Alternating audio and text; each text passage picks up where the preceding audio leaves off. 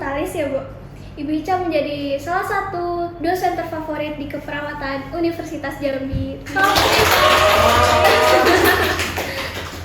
Harus berpendidikan, tapi nggak boleh lupa tuh harus bisa masak juga. Nah itu biasanya tuntutan kayak gitu, ekspektasi dari masyarakat tuh biasanya tuh datang di usia 20-an. Nah kakak-kakak di ruangan ini mungkin bisa relate nih. Tepat untuk memimpin kita sebagai imam. Dengar kakak-kakak. Buat Rani juga.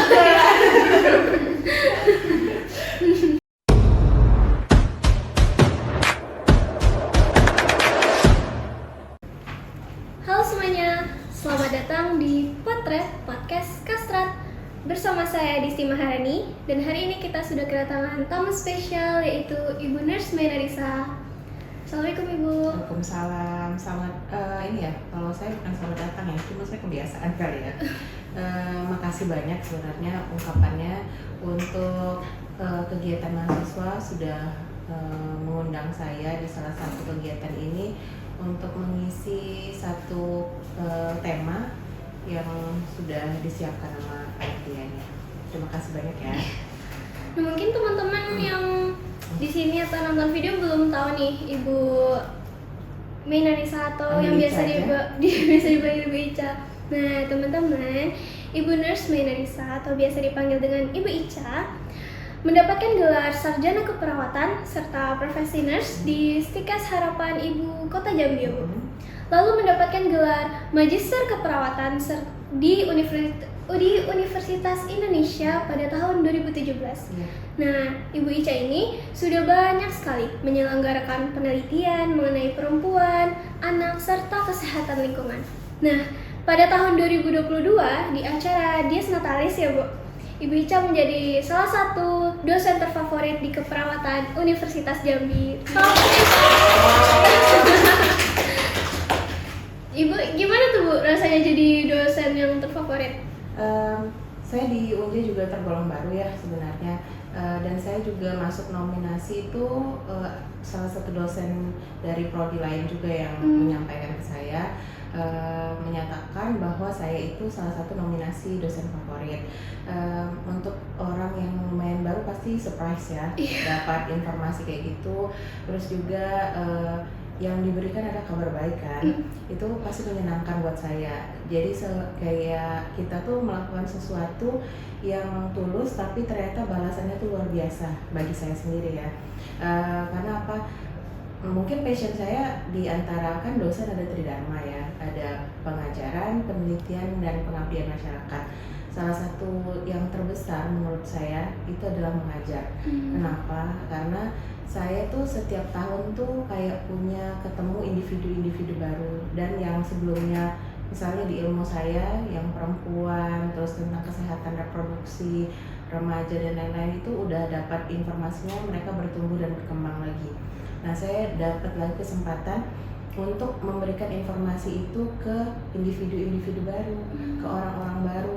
Jadi dia nanti setelah selesai itu bukan cuma dapat materi perkuliahannya, tapi juga dia punya bekal untuk kesehatan dirinya sendiri dan lingkungannya sih kalau saya, terutama untuk perempuan.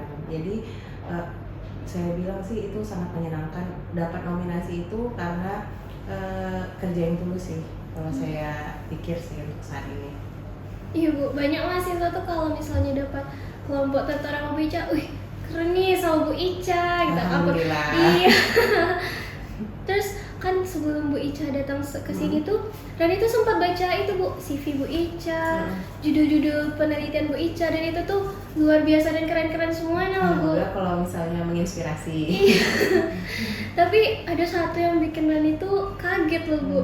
Ternyata di usia Ibu Ica yang masih bisa dong dibilang muda, Ibu Ica sudah menjadi perempuan yang sukses, berkeluarga, dan Ibu Ica jadi dosen di keperawatan Universitas Jambi. Dan Rani yakin itu apalagi di zaman sekarang nggak semua perempuan pasti bisa kayak Bu Ica. Ya kalau misalnya dibilang kayak gitu sih menurut saya salah satunya ya karena Allah Subhanahu Wa Taala ya, sama bimbingan orang tua bisa sampai di proses kayak gini. Karena tanpa itu semua kan nggak ada waktu dan nggak ada perjuangan yang bisa sejauh ini ya untuk dapetin misalnya bisa ketemu orang banyak jadi dosen, terus punya momen-momen yang menyenangkan, misalnya saya suka dunia broadcasting walaupun cuma di penyiaran, itu pun cuma di radio. Ya pokoknya itu kesempatan karena ada dukungan. Dan setelah berkeluarga, alhamdulillahnya saya punya pasangan yang support saya di banyak bidang. Jadi dia memberikan saya waktu untuk berkembang untuk diri saya sendiri. Jadi walaupun saya punya anak, punya keluarga, dia memberikan saya waktu untuk beraktualisasi diri. Salah satunya bekerja. Kan banyak juga orang yang sudah berpendidikan tinggi tapi nggak punya kesempatan untuk aktualisasi atau mengembangkan diri, atau dia share ilmu yang dia dapat selama kuliah itu ada juga. Dia keep sendiri atau mungkin untuk anaknya berkembang di rumah, walaupun itu juga tugas mulia kan. Tapi alhamdulillah saya punya pasangan yang membebaskan saya untuk kuliah lagi, sekolah lagi, terus juga punya kesempatan untuk berkarir di luar. Nah itu dia. Kalau sejauh ini sih itu hal-hal yang banyak saya syukuri, makanya saya bisa ketemu Adisti di sini jadi salah satu tim pengajar di maternitas. Iya, pasti tuh kalau perempuan tuh mungkin di zaman sekarang agak sulit mengimbangi antara pendidikan dan berkeluarga, sementara di masyarakat kita kan sering tuh tuntutan dan ekspektasi kalau perempuan itu harus ngejar sarjana, tapi juga harus jangan lupa cari pasangan, terus juga harus berpendidikan, tapi nggak boleh lupa tuh harus bisa masak juga. Nah itu biasanya tuntutan kayak gitu, ekspektasi dari masyarakat tuh biasanya tuh datang di usia 20-an. Nah kakak-kakak di ruangan ini mungkin bisa relate nih. Bentar lagi ya, berarti hampir 20-an atau sudah hampir 20-an nih yang di ruangan ini ya. Iya, kadang kan kita jadi perempuan tuh kayak sedih gitu. Ada pula yang mendefinisikan perempuan, perempuan itu cuma bersih sama masak aja deh itu. Bersih-bersih gitu ya maksudnya. Kalau menurut saya kesempatan yang didapat perempuan sekarang tuh sebenarnya masih banyak. Sudah banyak ya. Kesempatan untuk sekolah, bahkan yang dulunya ya udah tamat SMA aja, tapi sekarang udah boleh, atau udah banyak keluarga yang bilang ya udah anak ceweknya juga berhak untuk kuliah kan, ada yang kayak gitu. Nah tapi itu nggak semua orang dapat kemudahan kayak gitu. Masih banyak juga orang-orang yang di daerah-daerah yang pemikirannya ya udah perempuan tuh cukup sampai dapur aja, yang penting bisa masak. Padahal enggak. Menurut saya juga dan ilmu yang saya dapat juga sama kuliah, yang namanya membangun generasi itu nggak cuma dapat pendidikan dari ayah. Karena untuk membangun sebuah generasi yang harus diperbaiki, yang harus diberi bekal itu adalah ibunya. Karena kenapa? Ibu itu kan adalah madrasah pertama anak-anak. Dan untuk membangun negeri itu harus dimulai dulu dari perempuannya. Karena apa? Mereka belajar di rumah, dimanapun biasanya dimulai dengan perempuan kan. Jadi harus didukung dengan perempuan-perempuan yang berkualitas, yang berpendidikan, yang berpikiran maju. Tapi yang punya keterbatasan, misalnya dia nggak bisa bersekolah dan apapun lah, yang punya kesempatan kayak kita-kita yang sudah dapat ini, atau teman-teman yang sudah punya kesempatan kayak gitu, yang bisa sekolah dan lain-lain, yang harus diingat adalah punya motivasi untuk maju. Suatu saat ada kesempatan untuk sekolah atau mengembangkan diri, berbisnis, apapun yang tujuannya baik untuk pengembangan diri perempuan, suatu saat harus tetap dikerjakan. Karena kalau keterbatasan itu kan kayak mengumpung kita di satu tempat kan. Tapi harus diingat kalau kita masih punya satu kebebasan yang tidak bisa diambil orang lain, itu apa? Pemikiran yang maju dari perempuan yang bertujuan untuk membangun keluarga atau memajukan negara, bangsa yang kecil aja keluarganya, walaupun dia belum berkeluarga, tapi dia di dalam lingkungan keluarganya sendiri sebagai anak harus punya pemikiran yang maju, kritis, yang bisa aktualisasi dirinya sendiri dulu deh kalau kayak gitu. Jadi kalau yang sekarang punya kebebasan, misalnya dari orang tuanya, bebas sekolah, bebas punya finansial, bebas untuk memutuskan segala sesuatunya sendiri, berarti manfaatkan kesempatan itu sebagai salah satu keuntungan untuk mendapatkan pendidikan, kesempatan untuk maju, untuk lebih baik sebenarnya. Jadi kita yang ada perempuan di sini ternyata timnya perempuan semua ya. Nggak tahu nih yang cowoknya apa nggak ada di tim ini, saya juga nggak tahu ya. Ini bocoran buat yang di belakang sana yang lagi nanti nonton kegiatan kita. Jadi yang ada di sini terutama itu harus memanfaatkan segala kebebasan yang kita punya dengan bertanggung jawab. Karena dengan kita yang sudah bertanggung jawab akan kebebasan kita, itu akan membuat masa depan kita jauh lebih baik sebagai perempuan.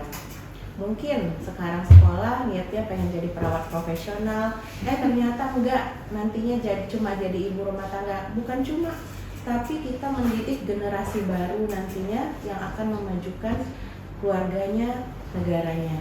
Jadi menurut saya manfaatkan kesempatan yang ada sekarang. Berarti kalau buat perempuan itu pendidikan dan karir itu sangat penting ya Bu? Penting Bagi dirinya sendiri dan juga keturunannya kelak. Iya, karena membangun, katanya tuh untuk menghancurkan sebuah negara kan cukup dengan menghancurkan perempuannya. Nah kayak gitu, nggak disekolahin, nggak apa. Jadi emang salah satu yang membuat negara itu maju adalah perempuannya yang maju juga tentunya. Perempuannya harus cerdas dulu. Iya.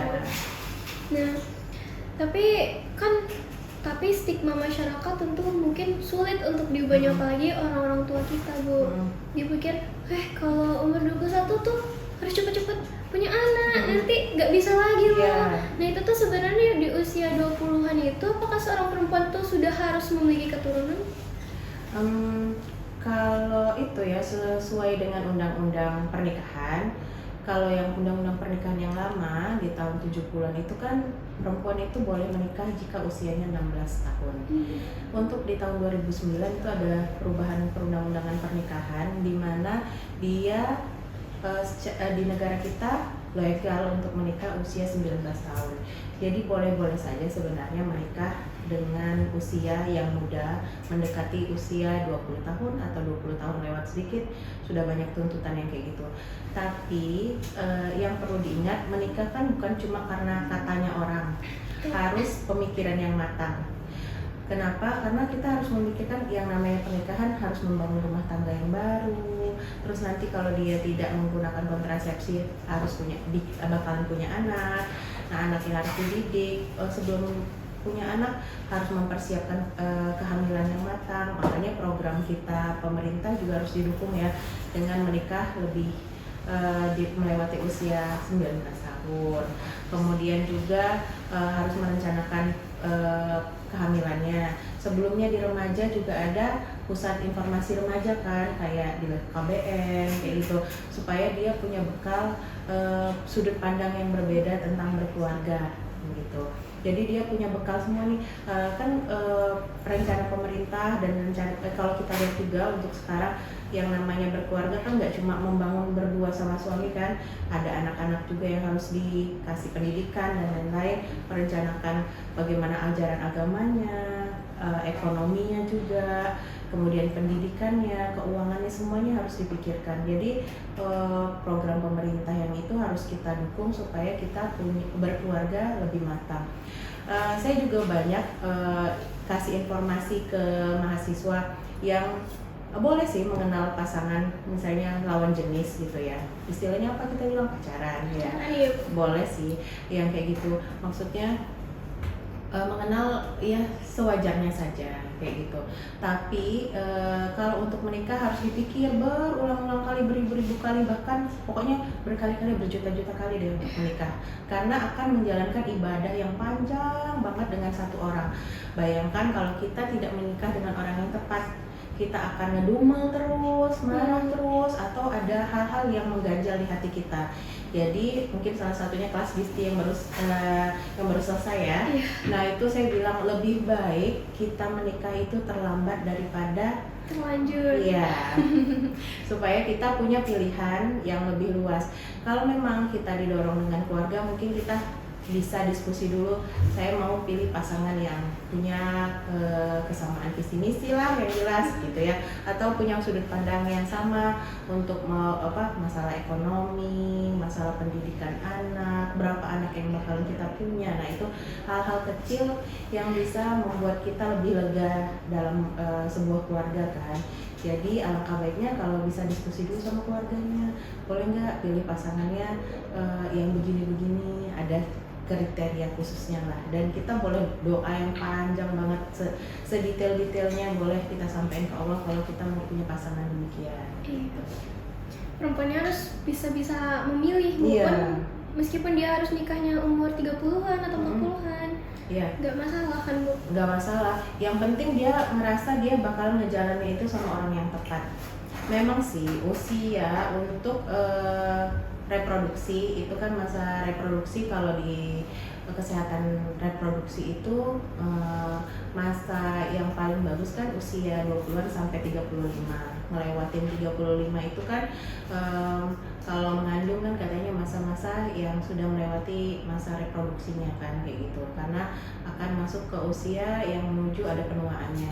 Tapi untuk sekarang mungkin daripada kita menjalankan keluarga yang tidak sesuai dengan keinginan kita dan bersama dengan orang yang tidak tepat, akan banyak kok bantuan dari segi medis untuk punya anak, atau mungkin untuk tubuh kita sebagai perempuan yang sudah mulai ada penuaan, ya banyak suplemen-suplemen yang bisa membantu kita untuk tetap fit selama menjalankan proses reproduksi kita, misalnya hamil, melahirkan dan postpartum kita. Ada juga tuh yang bayi tabung ya Bu? Iya, itu salah satu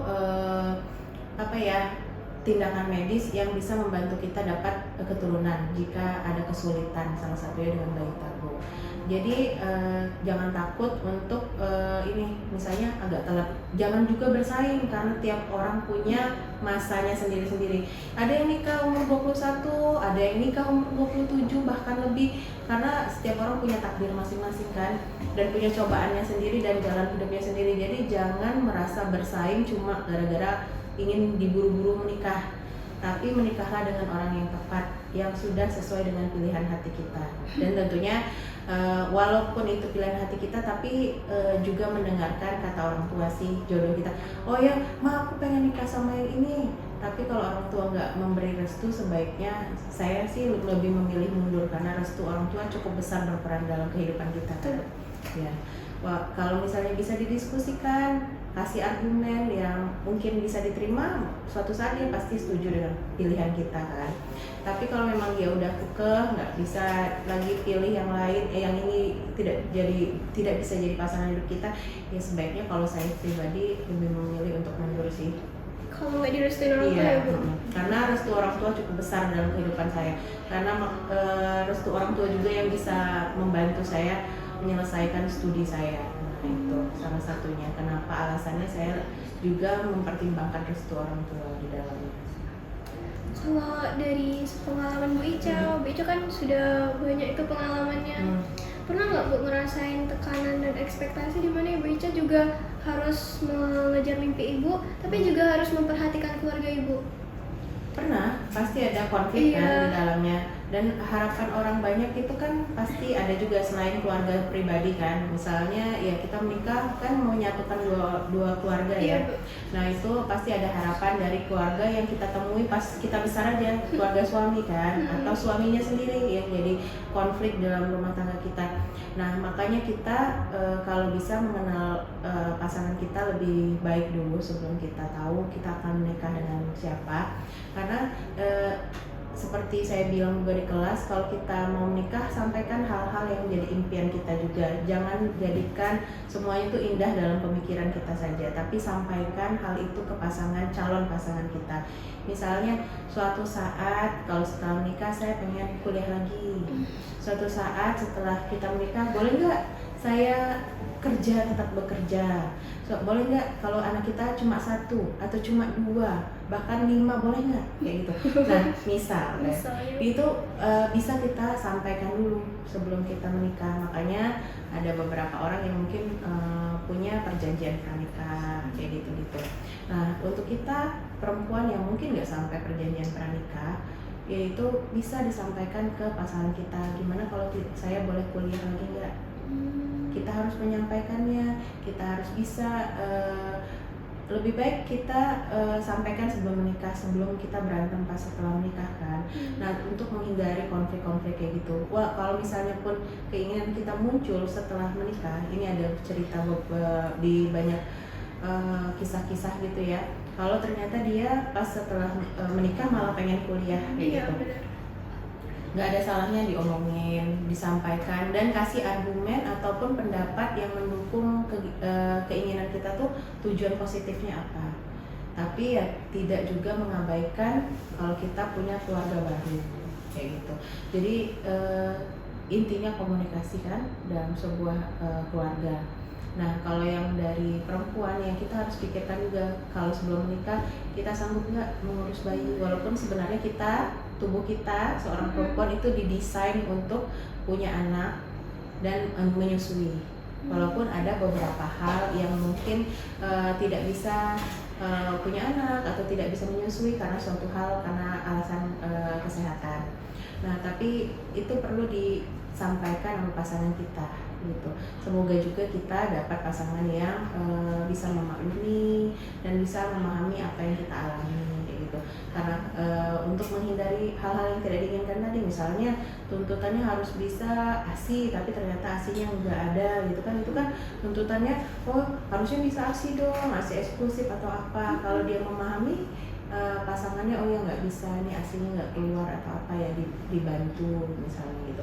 Atau tuntutan keluarganya atau tuntutannya harus melahirkan secara normal, ternyata nggak bisa. Kayak kasus kemarin ya, dipaksa baby blues kan akhirnya menyebabkan depresi ibunya kan. Terus juga nggak bisa normal karena lilitan tali pusar misalnya, nggak bisa keluar bayinya.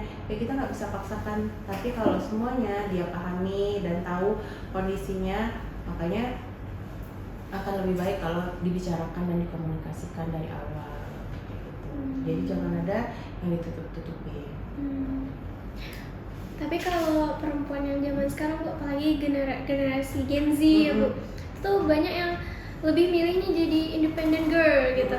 Kayak kalau dia maunya memilih gitu, aku maunya jadi wanita karir aja deh gitu. Ada juga yang milih, enggak aku tuh maunya konten aja di rumah, jadi pengennya berkeluarga aja. Itu sebenarnya lebih bermanfaat nggak Bu? Mereka seorang perempuan itu memilih salah satu atau digabungkan keduanya, antara berkeluarga dan pendidikannya? Kalau menurut saya tergantung kemampuan individu ya.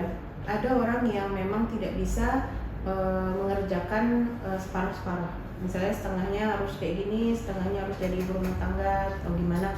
Ada juga yang tidak mampu atau gimana. Tapi ada juga orang yang memang sudah bisa membagi secara efektif waktunya. Misalnya jam sekian punya jadwal schedule tertentu, dia harus bisa menyelesaikan tugas ini dalam keluarga.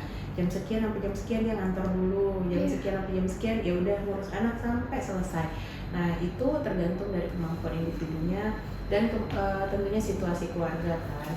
Gak semuanya bisa disamaratakan. Ada juga orang yang lebih memilih untuk jadi ibu rumah tangga untuk lebih fokus ke anaknya. Mungkin dia menganggap kalau dia lebih fokus bisa menjalankannya dengan baik, cukuplah suaminya untuk menafkahi dirinya. Itu gak ada salahnya juga. Yang jelasnya dia memberikan yang terbaik juga untuk anaknya.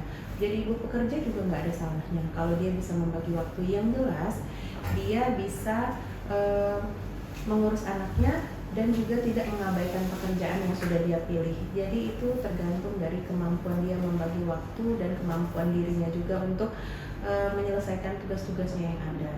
Jadi ada mengurus suami, anak, dan pekerjaan dalam satu waktu gitu, atau satu harian dia udah bagi tugasnya, ya nggak ada salahnya. Jadi kalau misalnya ada yang harus memilih, ya pilihlah pilihan yang tepat, dan itu bilang itu udah dipikirkan dan nggak jadi sebuah penyesalan nantinya.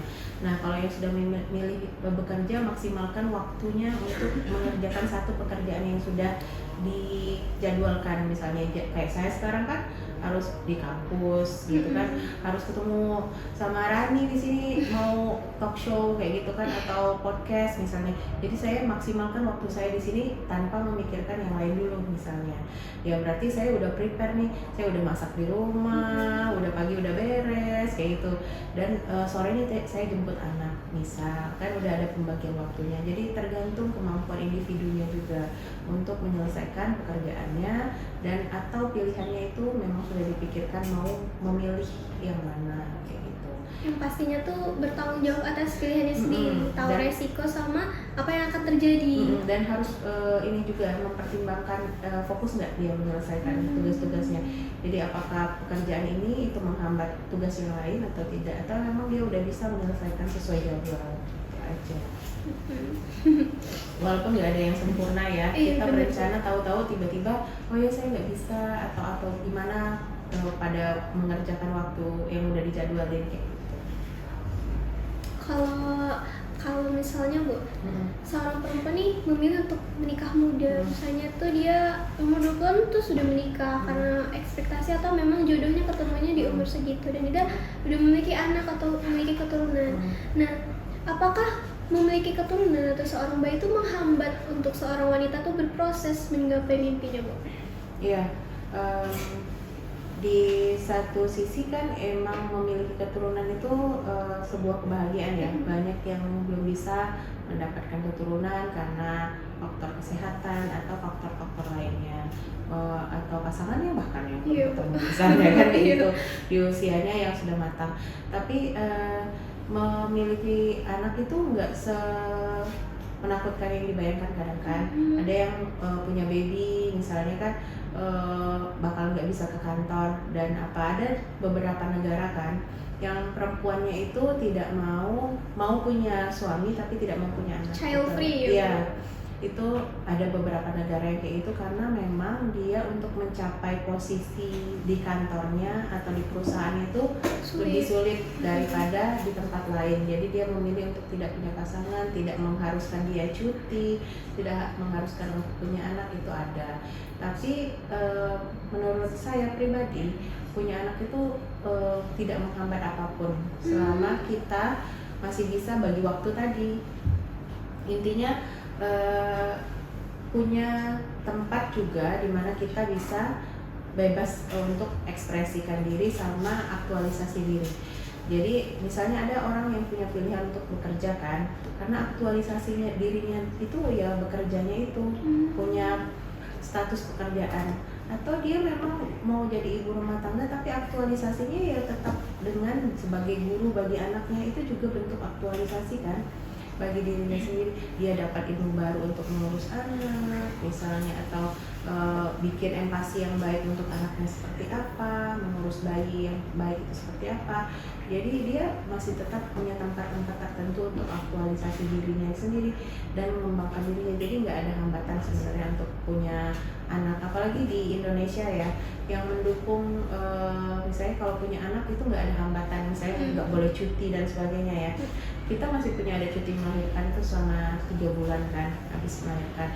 Jadi dukungan untuk punya anak ya aman-aman saja. Bahkan kita itu di satu kantor atau satu tempat itu harus punya ruangan menyusui kan? Iya, Bu. Untuk memberikan ASI. Nah, iya di bandara, di kantor itu ada satu pojok ASI ya untuk menyimpan ASInya, untuk ibu menyusui, ganti popok dan lain-lain kan. Nah itu adalah satu bentuk dukungan pemerintah kan, dukungan untuk ibu yang masih punya baby supaya bisa dapat kemudahan. Itu nggak ada hambatan kan berarti untuk kita. Dan di negara-negara lain juga ada yang ayahnya bahkan dapat cuti untuk melahirkan, bantu melahirkan itu juga ada. Jadi sebenarnya kita bagi-bagi waktunya aja. Kemudian juga keputusan kita adalah keputusan yang mantap. Jadi balik lagi ke perempuannya, siap atau tidak lagi. Ya, harus kritis kan tadi, harus kritis dan cerdas juga mengolah situasi. Oke. Jadi bisa disimpulkan kalau perempuan itu juga harus berpendidikan, tapi dengan memenuhi kodratnya juga nggak masalah, nggak menghambat apapun. Iya. Jadi ada pertanyaan yang terakhir, apa pesan dan harapan Ibu kepada perempuan-perempuan Indonesia, apalagi terutama buat mahasiswa-mahasiswa Ibu? Kalau pesan saya, tetaplah berpikir positif, kemudian harus punya pemikiran yang terbuka, berpikir cerdas dan juga kritis terhadap segala situasi yang kita hadapi. Kemudian ini balik lagi ke pasangan kan, yang dari awal kita omongin gitu. Pilihlah pasangan yang sesuai dengan hatimu dan juga sesuai dengan doa-doamu. Perhatikan setiap hal-hal detail yang dia kerjakan dan apa yang menurut kita itu baik. Maka pilihlah berdasarkan kriteria-kriteria yang sesuai, misalnya berdasarkan agamanya, keluarganya, termasuk juga pola pikirnya, karena itu yang akan membimbing kita menjadi imam. Dia jadi imam kita kan. Jadi pilihlah orang-orang yang tepat untuk memimpin kita sebagai imam. Dengar kakak-kakak. Buat Rani juga. Kasih banyak Ibu Ica. Ya, sama-sama, dan semoga ini membantu teman-teman semua yang sekarang masih muda itu untuk menjadi perempuan yang tetap kuat ya. Karena seorang perempuan nggak harus bekerja, tapi bukan berarti juga dia harus berhenti bekerja. Nggak harus juga menjadi seorang pekerja yang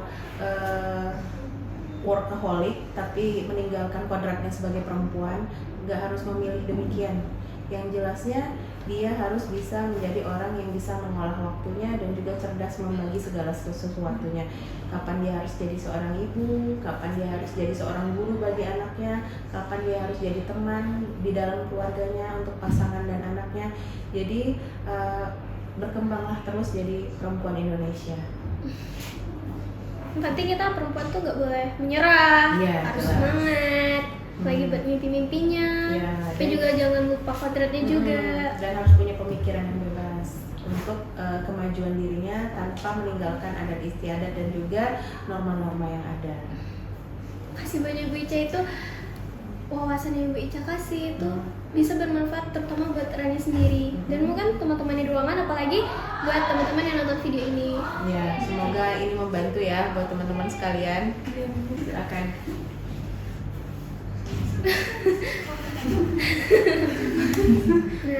mungkin sekian dari podcast dari Kastrat hari ini. Sampai jumpa lagi di podcast selanjutnya. Bye bye.